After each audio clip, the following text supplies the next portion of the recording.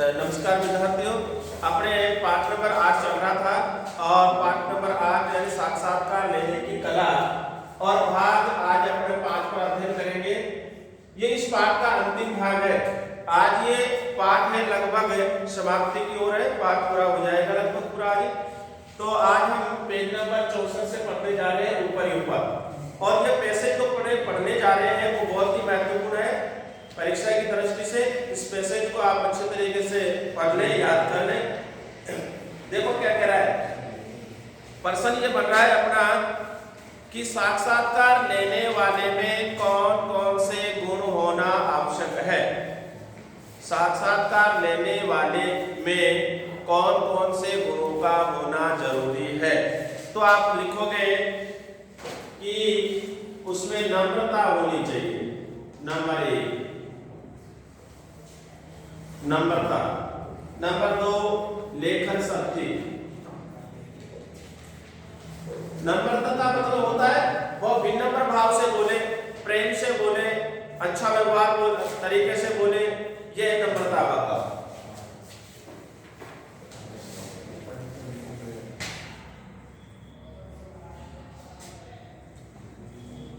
Number 3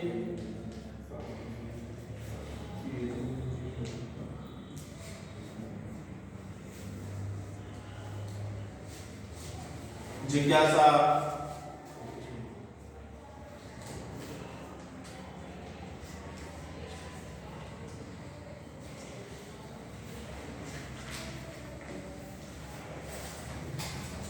बोलने की शक्ति, भाषा पर अधिकार,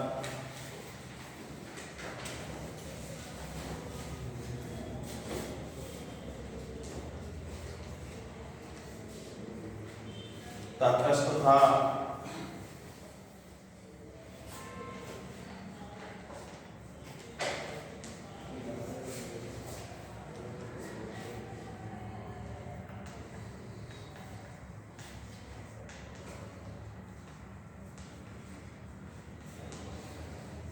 बातें निकालने की कला उसमें होनी चाहिए। पात्र को सुनने का धैर्य उसमें होना चाहिए।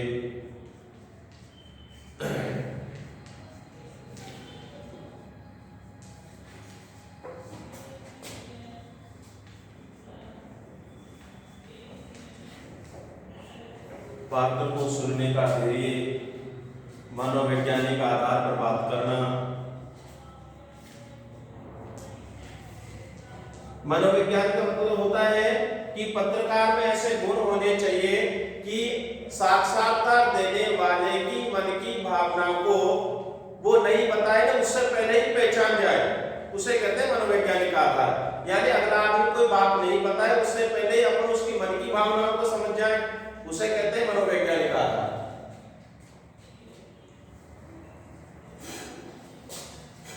नंबर 10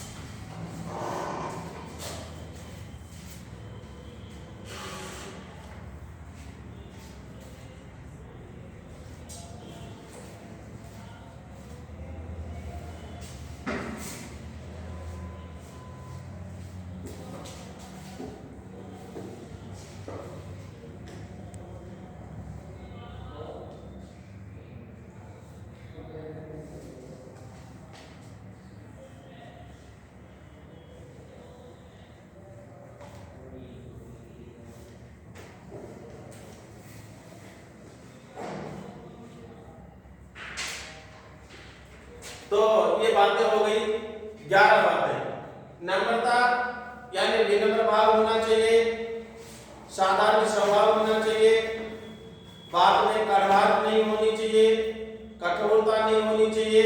ऐसा नहीं कि साक्षात्कार लेने वाला प्रश्न पूछ रहा हो और साक्षात्कार देने वाले की आत्मा को चोट पहुंच रही हो, उसे दुख हो रहा हो, ऐसा नहीं। उसका विनम्र स्वभाव, लेखन शक्ति, लिखने की शक्ति भी सही होनी चाहिए, ठीक है ना। लिखने की शक्ति का मतलब वो बोले जा रहा हो, ये लिखे जा रहा हो, ऐसा नहीं हो रहा हो कि साक्षात्कार देने वाले को ऐसे करा, रुकिए रुकिए थोड़ा सा मैं लिख रहा हूं अभी, ऐसा नहीं होना चाहिए। जिज्ञासा, ज्यादा से ज्यादा प्रश्न पूछने की, ज्यादा से ज्यादा उत्तर जानने की इसमें जिज्ञासा होनी चाहिए। उस विषय के प्रति इसकी रुचि होनी चाहिए जिस विषय के बारे में साक्षात्कार लिया जा रहा है। बोलने की शक्ति, इसको ज्यादा से ज्यादा प्रश्न बोलने की शक्ति होनी चाहिए। एक प्रश्न पूछा, दूसरे का जवाब आ गया, दूसरा प्रश्न पूछ लिया, फिर उसका जवाब आ गया, तुरंत तीसरा पूछ लिया, ऐसा नहीं है। प्रश्न पूछने में अगर बोलने की शक्ति भी है उसमें। भाषा पर अधिकार, जिस भाषा में भी साक्षात्कार लिया जा रहा है उस भाषा की संपूर्ण जानकारी इसे होनी चाहिए। ऐसा नहीं होना चाहिए कि अगला आदमी जवाब दे रहा हो, उस जवाब के माध्यम से उस भाषा को समझ ही नहीं पा रहा हो क्या कह रहा है। तटस्थता, अपने विषय पर तटस्थ रहे, अटल रहे। ये नहीं कि शिक्षा पर साक्षात्कार हो रहा है, खेल पर चला गया, राजनीति पर चला गया, नहीं। शिक्षा पर पूछ रहा है तो शिक्षा पर तटस्थ होना चाहिए। बातें निकालने कला, कई बार साक्षात्कार देने वाला असली बात नहीं बता पाता, ऐसी स्थिति में किस प्रकार के प्रश्न पूछे जाएं ताकि वो बात को निकाल दे। पात्र को सुनने का धैर्य, कई बार प्रश्न का जवाब साक्षात्कार देने वाला देता रहता है तो उसके बीच में गड़बड़ नहीं करे, पूरा प्रश्न का उत्तर सुने फिर बात नहीं बोले, ठीक है। थोड़ा सा धैर्य रखें, तसल्ली रखें, भाई इसको उत्तर बोलने दे अपन। मनोवैज्ञानिक आधार, मैंने बताया था कि मनोवैज्ञानिक आधार ये होता है कि जो अगला आदमी अपने को कुछ नहीं पता है उसके बावजूद भी अपन उसकी मन की भावनाओं को पहले ही पहचान गए, पहले ही अपने आत्मा में समझ लिए कि इसके मन में ये चल रहा है, तो मनोवैज्ञानिक आधार पर भी अपने को प्रश्न पूछ लेना चाहिए। बदलती परिस्थितियों के अनुरूप बातचीत को मोड़ देने की, बातचीत को मोड़ देना, बातचीत को बदल देना। कई बार ऐसा हो जाता है कि अपन ने कोई ऐसी बात बोल दी जिसकी वजह से साक्षात्कार देने वाला नाराज हो जाता है, तो फिर अपन बात को पलटते हैं, अरे नहीं नहीं नहीं, मेरा कहने का मतलब मेरा ऐसा नहीं था, आप थोड़ा गलत समझ गए, मेरे कहने का मतलब तो ये था, ठीक है। तो उसे अपन शांत कर सकते हैं ऐसा कह करके। और शीघ्र लिपि का भी उसे ज्ञान होना चाहिए। कई बार पत्रकार होते हैं वो शोध में लिखते हैं, कई बार मंत्री भाषण देते रहते हैं और बड़ी भारी जनसभा रहती है तो वहां पर शोध लिपि का काम में लेते हैं, जल्दी जल्दी जल्दी ऐसा जैसे बोल रहा है वैसे वैसे लिखा नहीं जाता, उन शब्दों को शोध में लिखते हैं, वो उनकी अलग से ही एक तरह से शिक्षा अर्जित की जाती है इसकी। तो शीघ्र लिपि का ज्ञान भी उसे होना चाहिए, शोध में लिखेगा। तो आपसे प्रश्न पूछ लिया जाए साक्षात्कार लेने वाले में कौन कौन से गुणों का होना जरूरी है, तो ये बातें आपको लिखनी होगी। साक्षात्कार लेने वाले की नम्रता, लेखन शक्ति, जिज्ञासा, बोलने की शक्ति, भाषा पर अधिकार, तटस्थता, बातें निकालने कला, पात्र को सुनने का धैर्य, मनोविज्ञान, बदलती परिस्थितियों के अनुरूप बातचीत को मोड़ देने की कला, व्यवहार कुशलता एक अच्छे साक्षात्कार को तैयार करने में सहायक होते हैं।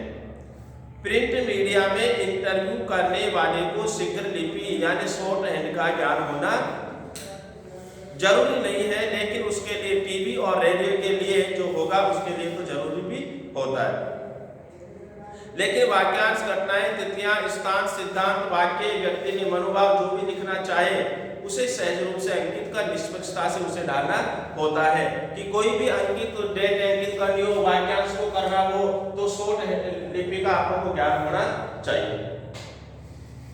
अखबार व टीवी के लिए साक्षात्कार के दौरान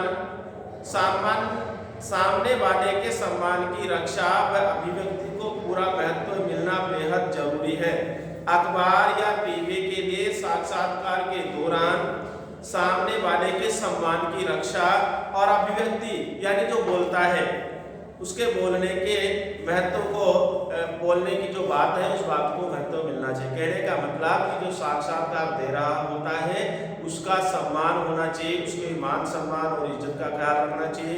जो कुछ बातें बोल रहा है उसको महत्व की दृष्टि से हमारे को ग्रहण करना चाहिए। ऐसा नहीं है कि वो कुछ बोल रहा हो और अपन उसको समझ ही नहीं रहे हो, नजरअंदाज कर रहे हो, ऐसा नहीं होना चाहिए। सम्मान कैसे? सम्मान देखिए ऐसे, साक्षात्कार देने वाले दो तरह के हो सकते हैं। जैसे मान लीजिए गरीब और अमीर, गरीब आ गया और अमीर आ गया साक्षात्कार देने वाला। अब अमीर की तो इज्जत कर रहे हैं, गरीब की इज्जत ही नहीं कर रहे। ठीक है, तो ऐसा नहीं होना चाहिए। गरीब की भी वही सम्मान मिलना चाहिए, अमीर को भी वही सम्मान। ठीक है, चाहे पढ़ा लिखा हो सकता है, चाहे अनपढ़ हो सकता है, गांव का हो सकता है, चाहे शहर का हो सकता है, सम्मान दोनों को ही मिलना चाहिए। चाहे किसी के का क्यों न हो, व्यक्तित्व यानी चरित्र, परिधान यानी पोशाक, भाषा की कमजोरी यानी भाषा पर ज्यादा पकड़ नहीं है, कम बोलना जानता है, शिक्षा की कमी, गरीबी के कारण उसके मान सम्मान को चोट नहीं पहुंचनी चाहिए। भाई चाहे कम पढ़ा लिखा हो, चाहे वो गरीब हो, चाहे उसकी पोशाक कैसी हो, चाहे उसको बोलना कम आता हो, चाहे उसकी भाषा पर पकड़ कम हो, कुछ भी हो, लेकिन उसके बावजूद भी हम हैं, ऐसी स्थिति में उसके सम्मान को चोट नहीं पहुंचा सकते। किसी व्यक्ति उससे काफी महत्वपूर्ण सूचनाएं और विचार मिलते हैं। हमारे को सभी को सम्मान पूर्वक रहना चाहिए और सभी का सम्मान हमें करना चाहिए, क्योंकि चाहे गरीब हो चाहे अमीर हो, हमारे को उससे सूचनाएं मिलती है। अमीर से भी वैसी सूचना मिलती है जैसे गरीब से मिलेगी, जैसे गरीब से मिलेगी वैसे ही अमीर से मिलेगी। ऐसी स्थिति में दोनों व्यक्तियों का ही हमें सम्मान करना चाहिए।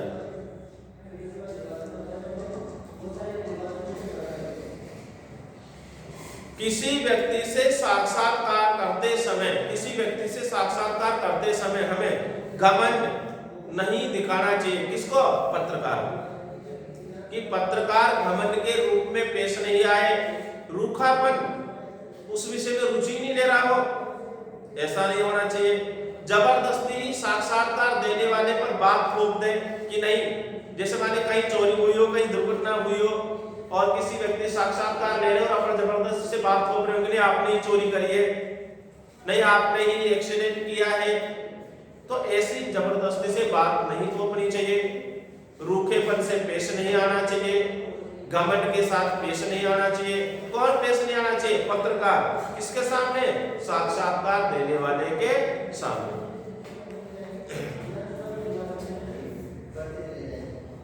वाचालता ज्यादा नहीं बोले कि अगला साक्षात्कार देने वाला प्रश्नों को ही नहीं समझ रहा हो बेचारा, इतने जल्दीबाजी में नहीं बोले। वाचाल कटुता, कड़वी बात नहीं बोले। तो किसी व्यक्ति से साक्षात्कार करते समय घमंड, रूखापन, बात थोपना, वाचालता, कटुता, सुस्ती से परहेज करने वाले, सुस्ती यानी आलस्य, नीरसता, सुस्ती से परहेज, परहेज का मतलब होता है दूर रहना।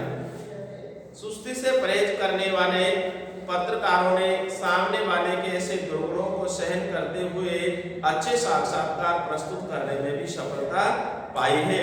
तो कई बार लोगों में ऐसे अवगुण भी हमारे को देखने को मिलते हैं, तब भी एक पत्रकारों में ऐसी योग्यता होती है कि वो साक्षात्कार को सफल बनाने में कोशिश करते हैं।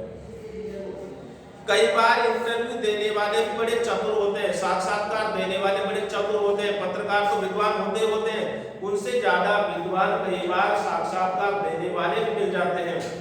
वे प्रश्नों को टाल जाते हैं या छिपाते हैं, तो घुमा फिरा करके खूबसूरती से बात सामने ले आना ही एक अच्छे साक्षात्कारकर्ता की सफलता है। कि कई बार क्या होते हैं, साक्षात्कार देने वाले बड़े चतुर होते हैं, तो ऐसी स्थिति में साक्षात्कार लेने वाले का दायित्व बनता है कि ऐसे आदमी से भी घुमा फिरा करके अपने मतलब की बात निकलवा देनी चाहिए, तो उसे अच्छा साक्षात्कारकर्ता माना जाता है। अब अगला प्रश्न आ रहा है, लाइन में ध्यान रखना, ये प्रश्न कुछ भी लिया गया है 2 साल पहले। बनारसी चतुर्वेदी और डॉक्टर सत्येंद्र नाथ आदि का कहना था कि साक्षात्कार लिखने के बाद और प्रकाशन से पूर्व, साक्षात्कार लिखने के बाद और प्रकाशन से पूर्व पत्रकार को क्या कर लेना चाहिए? साक्षात्कार लिखने के बाद और प्रकाशन से पूर्व पत्रकार को क्या कर लेना चाहिए? पत्रकार को यह कर लेना चाहिए कि जिसका साक्षात्कार लिया है उसको दोबारा दिखा लेना चाहिए। देखो कह रहा ना, साक्षात्कार लिखने के बाद और प्रकाशन से पूर्व उसके पात्र को दिखाकर स्वीकृति ले लेनी चाहिए, क्योंकि साक्षात्कार में व्यक्ति का आत्मसम्मान व निष्ठा की रक्षा भी प्रमुख प्रश्न है।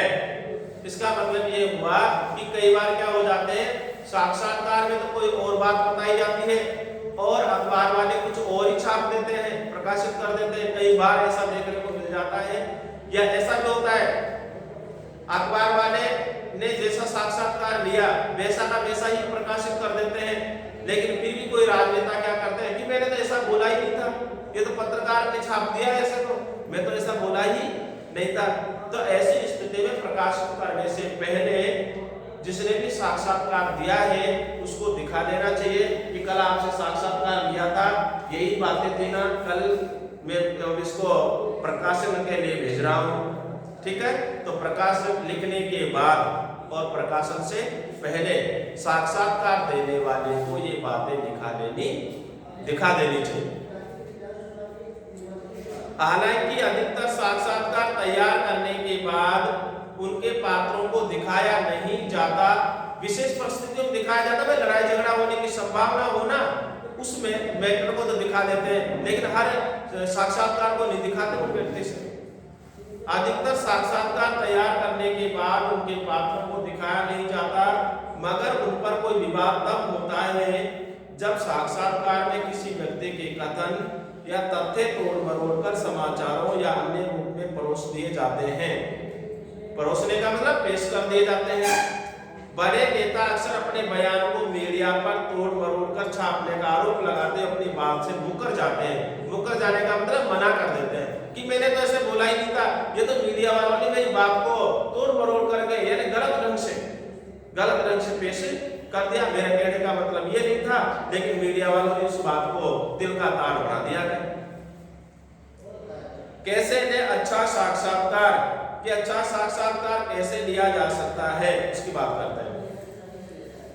प्रिंट और इलेक्ट्रॉनिक माध्यमों के लिए किए जाने वाले साक्षात्कारों में कुछ तथ्यों में समानता भी होती है, जिनका ध्यान रखना आवश्यक है।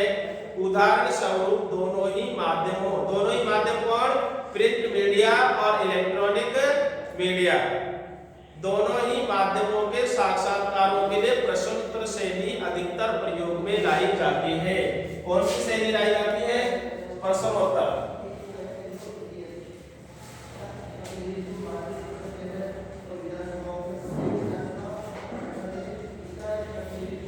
अब आपसे प्रश्न पूछ लिया जाए कि प्रिंट मीडिया और इलेक्ट्रॉनिक मीडिया के लिए कौन सी शैली काम में ली जाती है, तो आप लिखोगे प्रश्नोत्तर शैली।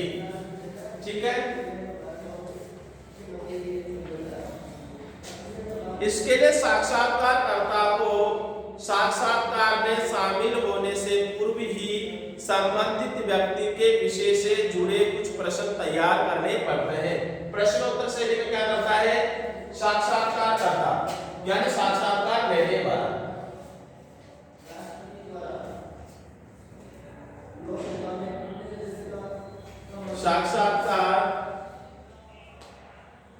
लेने वाला कुछ प्रश्नों का पहले से निर्माण कर लेता है और फिर वो प्रश्नों के माध्यम से प्रश्न पूछता है, वो उत्तर देता है।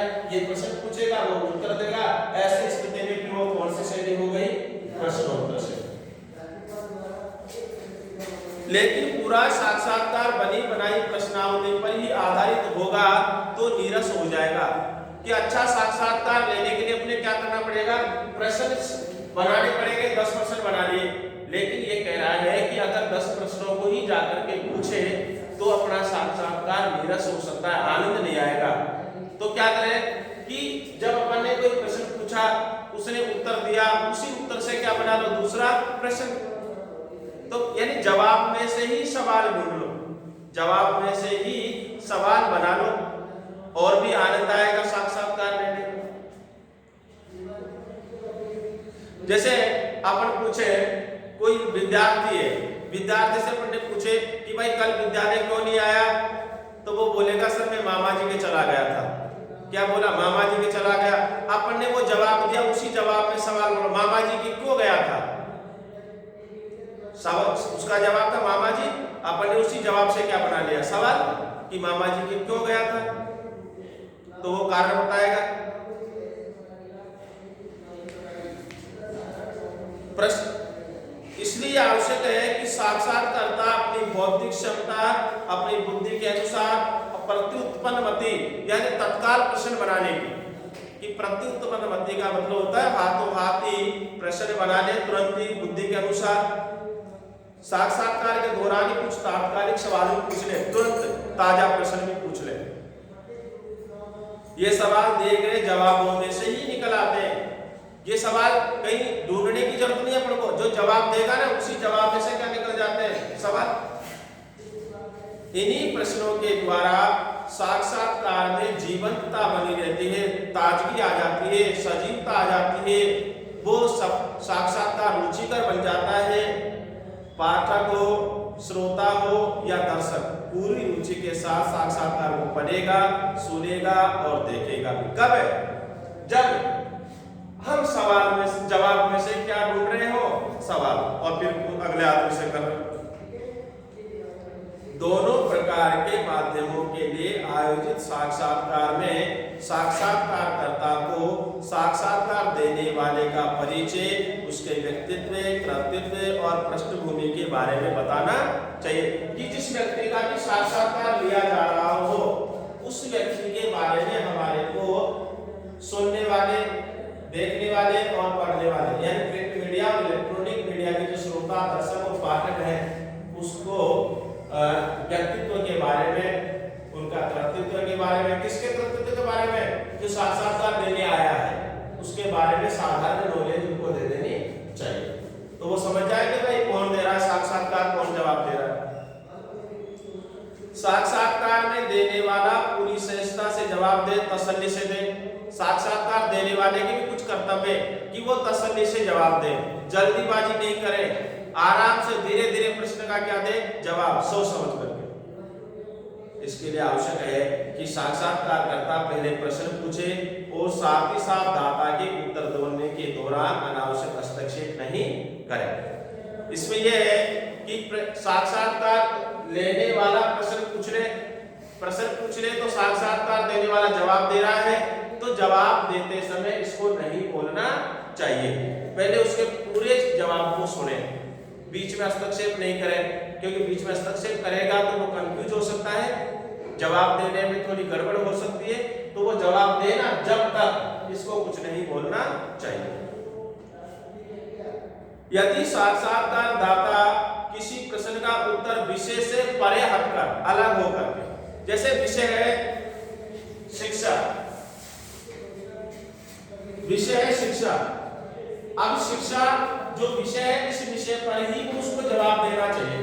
अगर मान लीजिए वो शिक्षा पर जवाब नहीं दे करके खेल पे देने लग जाए, अचानक बात बोलनी चाहिए कि शिक्षा की और वो देने वाला उत्तर दे रहा है, खेल के बारे में समझा रहा है, तब तो ये क्या कर सकता है, बोल सकता है कि भाई आपको जो जवाब दे रहे हो वो जवाब का विषय खेल नहीं है, क्या है शिक्षा, इस पर बोलो। जब तो रोक सकता हो, लेकिन शिक्षा के प्रश्न पूछा हो और शिक्षा पर ये जवाब देना हो तब ये बोलेगा क्या, नहीं, पहले पूरा जवाब सुनेगा।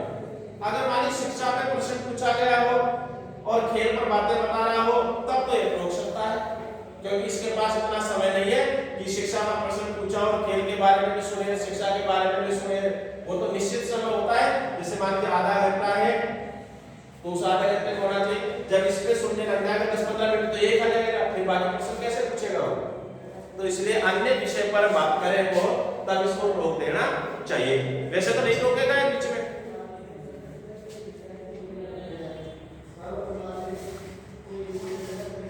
यदि साक्षात्कारदाता किसी प्रश्न का उत्तर विषय से परे हटकर या अनावश्यक रूप से विस्तारित शैली में देने लगे, लंबा चौड़ाई देने लगे जवाब, वैसे तो प्रश्नोत्तर शैली में प्रश्न छोटे होने चाहिए, उत्तर भी क्या होने चाहिए, छोटे। ये पढ़ा है हमने अगर ज्यादा विस्तार पूर्वक बताने लग जाए तो साक्षात्कार लेने वाला उसको बीच में टोक सकता है कि आप विस्तार रूप से बताने की कोई आवश्यकता नहीं है। तो लेकिन समझाने का काम उसका शालीन तरीका होना चाहिए, सिस्टम भिन्न प्रभाव से पूरी शालीनता के साथ मुख्य विषय से जोड़ने का प्रयास करना साक्षात्कारकर्ता का ही कर्तव्य होता है। साक्षात्कार का प्रमुख संवाद है जो इंटरव्यू लेने व देने वाले की बातचीत बहस को पुष्ट करता है कि साक्षात्कार का प्रमुख आधार है संवाद, यानी बातचीत के माध्यम से ही साक्षात्कार संपन्न होता है। बिना बातचीत के माध्यम से साक्षात्कार कभी भी संपन्न नहीं हो सकता।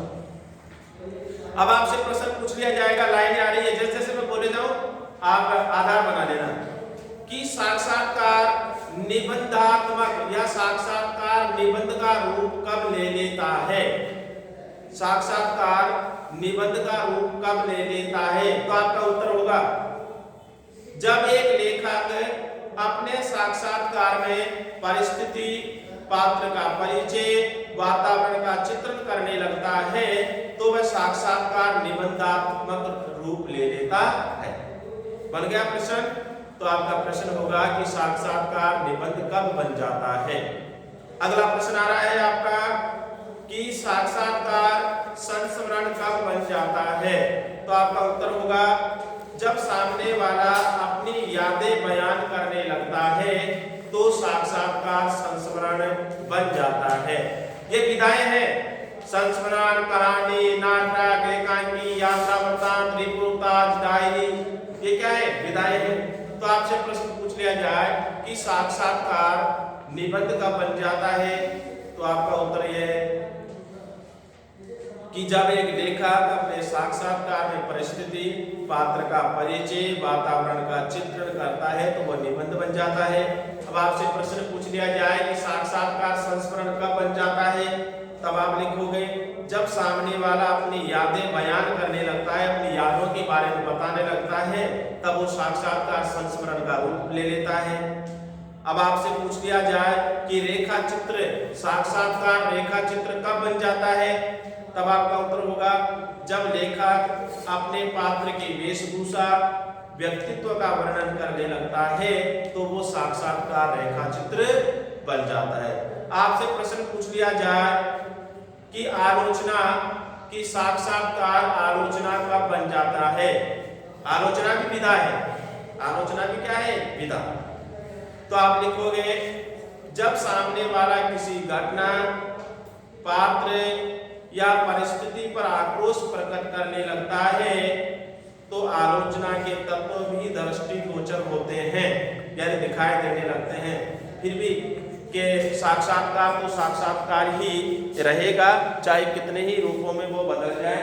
तो इस प्रकार से आपका ये पाठ 8 है और भाग 5, यानी कि आज ये पाठ 8 है जो कंप्लीट हो चुका है और आप अच्छी तरीके से अब आप तैयारी करें, परीक्षाएं बहुत नजदीकी है।